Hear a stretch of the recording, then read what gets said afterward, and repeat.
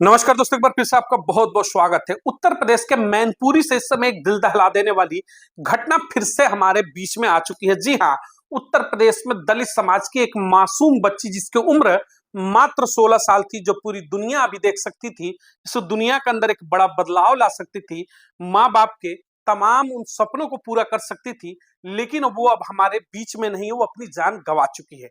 तो आखिर उत्तर प्रदेश के मैनपुरी से ही बार बार दलित बेटियों के उत्पीड़न की घटना जो है क्यों सामने निकल कर के आ रही है।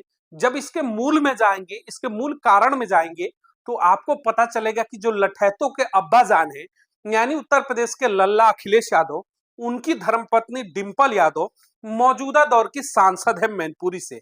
यानी कि लठैतों को 37 सीटें क्या मिली उत्तर प्रदेश के अंदर, ये खुद को बाहुबली समझ चुके हैं। और इनकी नजरों में दलित समाज की बेटी हो, बेटे हो, उनकी कीमत एक चींटी के बराबर है। यानी कि जब मन किया इनके लठैत आएंगे, मसल करके चले जाएंगे।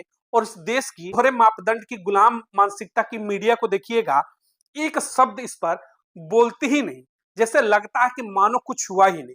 तो क्या वाकई में इस तरीके की जो घटनाएं हो रही हैं, इन पर रोक लगाने के लिए अब क्या बहुजन समाज पार्टी का सत्ता में वापसी करना बेहद ही जरूरी क्यों हो गया है? चलिए तमाम चीजों पर खुल करके चर्चा शुरू करते हैं। तो स्क्रीन पर देखिए, आपकी तस्वीरें आ रही होंगी। मौजूदा दौर की सांसद है ये मैनपुरी की डिंपल यादव। जी हाँ, अब उत्तर प्रदेश में मैनपुरी की एक घटना फिलहाल की जो आ रही है, जिसमें एक 16 साल की मासूम बच्ची थी दलित समाज की। समझिए कि उसको पिछले 6 महीने से लगातार प्रताड़ित किया जा रहा था कि उसकी अश्लील वीडियो और फोटो किसी तरीके से बना करके उसी गांव के रहने वाले एक युवक के द्वारा, जिसका नाम बिमलेश यादव है, बिमलेश यादव के द्वारा लगातार 6 महीने से प्रताड़ित किया जा रहा था। उसे धमकी दी जा रही थी, किसी तरीके से उसकी वीडियो और फोटो बना ली गई थी कि इसे हम वायरल कर देंगे। उस बच्ची को इतना प्रताड़ित किया गया कि उस बच्ची ने आज से 3 दिन पहले अपने आप को ही खत्म कर लिया। अब सोचिएगा, बंद कमरे में उसकी पंखे से लटकती हुई उसका शरीर मिला, वो अब हमारे बीच में नहीं रही है। अब इस मैनपुरी की जो एक घटना इतनी बड़ी घटी है, इसके पहले अब जब उपचुनाव हो रहे थे इसी उत्तर प्रदेश में, तो मैनपुरी में एक दलित समाज की बेटी ने समाजवादी पार्टी को वोट देने से मना कर दिया। जिस तरीके से उसके माँ बाप का ये बयान था, तो घर से बेटी को उठा लिया जाता है, उसकी इज्जत के साथ खिलवाड़ की जाती है, और अगले दिन वो शरीर जो उसका मिलता है उसमें जान नहीं रहता, खेतों में मिलता है।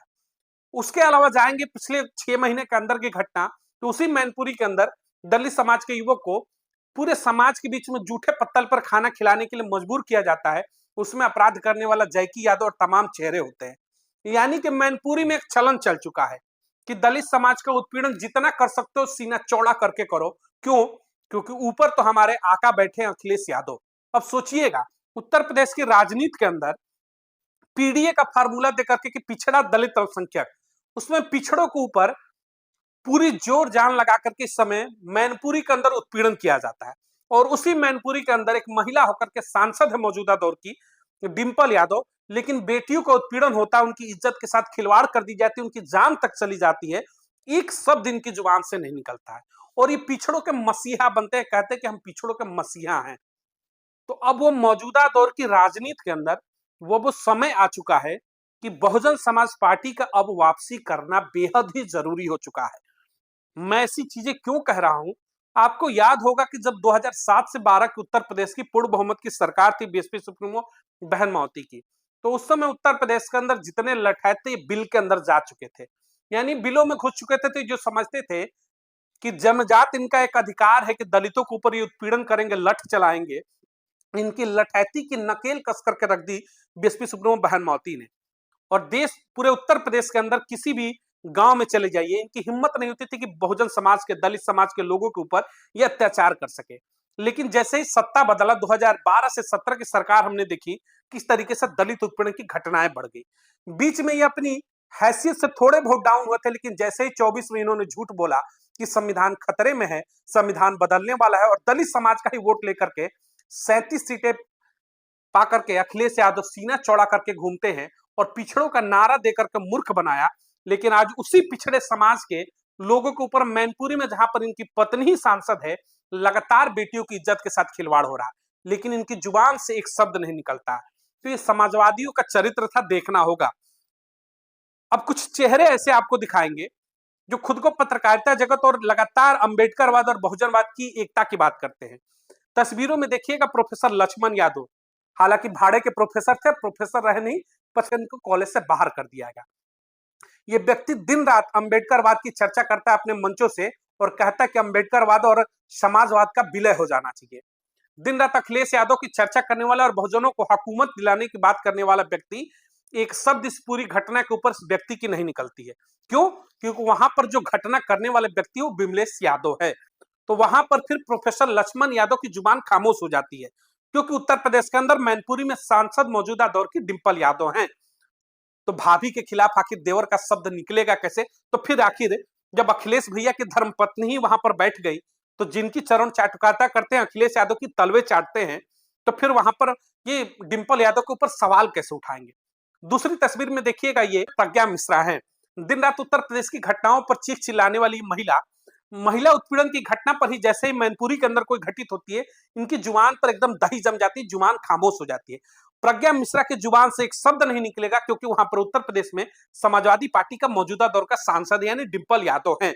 तो दिन रात समाजवादी पार्टी के चाटुकारिता करने वाले ये तमाम चेहरे थे, या फिर नेहा सिंह राठौर जैसे चेहरे हो, दिन रात सवाल उठाने वाले उत्तर प्रदेश के अंदर। लेकिन मैनपुरी में अगर दलित समाज की बेटी के ऊपर उत्पीड़न होता है, तो इन तमाम पत्रकारिता जगत के बड़े चेहरे जो खुद को कहते हैं, उनकी जुबान में जैसे लकवा मार जाता है। अब सोचिएगा कि मैनपुरी की ये घटना है। मैनपुरी में जिस तरीके से घटना जो बताई जा रही, जो थाना क्षेत्र पड़ता है, एलाऊ थाना क्षेत्र पड़ता है, बखतपुर गांव है, वहां की ये घटना है।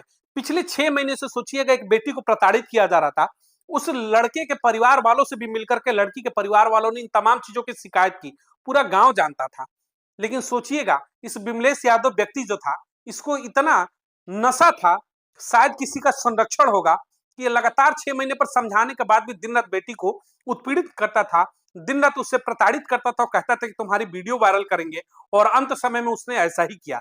और इन तमाम घटनाओं से क्षुब्ध होकर के एक 16 साल की मासूम दलित समाज की बेटी ने अपनी जान ही दे दी।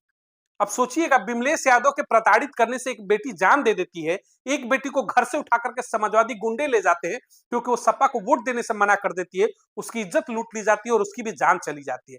इस तरीके के तमाम घटनाएं हैं, लेकिन इन तमाम घटनाओं पर वहां पर डिंपल यादव की जुबान खामोश हो जाती है। उनका क्षेत्र है, उनका संसदीय क्षेत्र है। अब सोचिएगा, ये लोग कहते हैं कि हम पिछड़ों की बात करते हैं, ये पीडीए का नारा देते हैं। इनके पीडीए के नारे में देखिए पिछड़े दलित संख्यकों की औकात क्या है, उनकी हैसियत क्या है, इनकी नजरों में शायद चींटी के बराबर है।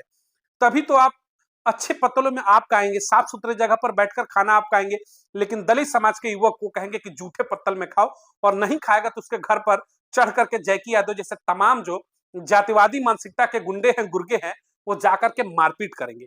ये सारी की सारी घटनाएं जो है मैनपुरी से निकल करके आ रही है। सबसे बड़ा सवाल है कि जो पिछड़ों का मसीहा बनने आया था, कहता था कि पिछड़े और दलित अल्पसंख्यकों का हम सबसे बड़े मसीहा हैं, तो आखिर वहां पर ये घटना क्यों होती है?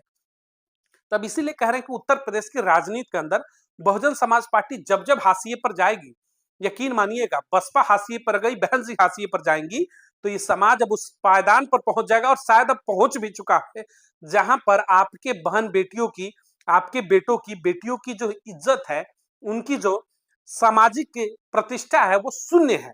यानी कि एक चींटी के बराबर आपके बहन बेटियों की इज्जत समाजवादी पार्टी के तमाम जो बड़े लीडर्स है उनकी नजरों में है। क्योंकि इतनी बड़ी घटना के बाद भी इनकी जुबान जब खामोश है, तो ये प्रदर्शित करती है कि आपकी हैसियत एक चींटी के बराबर है। तो अब सोचना होगा कि बसपा क्यों जरूरी है। बसपा का जब भी सत्ता शासन रहा, इस तरीके के जो जातिवादी मानसिकता के लोग थे, जो समझते थे कि दलित समाज, पिछड़ा समाज, बहुजन समाज जो है इनका गुलाम है, इनकी मानसिकता को 20वीं सुप्रीमो बहन मावती ने नकेल कस के रखा, और ये बिलों में जाकर के घुस गए थे। तो बसपा इसीलिए जरूरी होती है। बार बार चुनावों के समय आपको भ्रमित करके आपको कहीं ना कहीं डाइवर्ट कर दिया जाता है, और आप बसपा का ही विरोध कर लेते हैं कि बसपा तो चुनाव जीतने ही वाली नहीं है, बसपा तो भारतीय जनता पार्टी की बी टीम है। इस तरीके के तमाम जो हथकंडे हैं वो अपना लिए जाते हैं, और आप भ्रमित हो जाते हैं। तो खासतौर से मैनपुरी के उन तमाम चेहरों से मैं कहना चाहूंगा, दलित समाज का एक बड़ा वोट बैंक है। सोचिएगा, आपने जिसको वोट किया था, जिसे सांसद बनाया, माननीय बना करके संसद के अंदर भेजा, एक ही परिवार से 5-5 लोग सांसद चुन करके जाते हैं, इनकी नजरों में आपके बहन बेटियों की, भाई की इज्जत क्या है? आपकी बेटियां घर से उठा ली जाती हैं, लेकिन इनकी जुबान नहीं खुलती है। आपकी बेटियों को इतना प्रताड़ित किया जाता है कि वो जान देती है, इनकी जुबान नहीं खुलती है। आपके बेटों को जूठे पत्तल पर खिलाया जाता है, इनकी जुबान नहीं खुलती है। क्यों? क्योंकि इनकी नजरों में शायद आपकी गिनती है ही नहीं। इसीलिए बहन जी कहती हैं कि सत्ता के भागीदार बनो। सत्ता के भागीदार बनोगे तभी जाकर के सिस्टम के अंदर आप बैठोगे, और आपके ऊपर जो ये उत्पीड़न की घटनाएं हैं उससे आपको कोई निजात दिला सकता है, उससे कोई छुटकारा दिला सकता है, तो सिर्फ और सिर्फ बीएसपी सुप्रीमो बहन मावती जैसे वो चेहरे हैं जिन्होंने अपनी सत्ता शासन के अंदर इस पूरे समाज को भागीदारी देकर के दिखाया और बताया कि सरकार के अंदर भागीदारी बहुजन समाज की क्यों जरूरी है। तो बीएसपी सुप्रीमो बहन मावती जैसे चेहरों को मजबूत करना होगा, बीएसपी सुप्रीमो बहन मावती जैसे हाथों को मजबूत करना होगा 2027 उत्तर प्रदेश विधानसभा चुनाव में। वरना इस तरीके से बहन बेटियों की इज्जत के साथ खिलवाड़ होंगी, उनकी जानें चली जाएंगी, और ये समाजवादी कुनबा जो है महलों में बैठ करके मखमली कंबल के अंदर शायद राजनीतिक हाशिए पर जाने का बहुजन समाज पार्टी का जश्न मनाएगा, और आप देखते रह जाएंगे।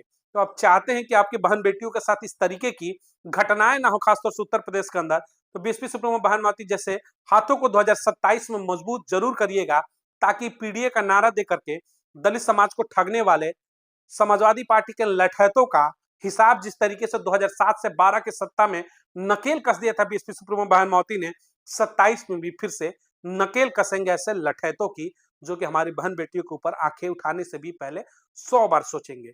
इस वीडियो को अधिक से अधिक लोगों तक शेयर करिएगा, चैनल को अधिक से अधिक लाइक और सब्सक्राइब करिए। चैनल का कारवा आगे बढ़ेगा तो ऐसी तमाम बड़ी खबरों को लेकर के आपके बीच में मौजूद रहेंगे। बहुत बहुत धन्यवाद।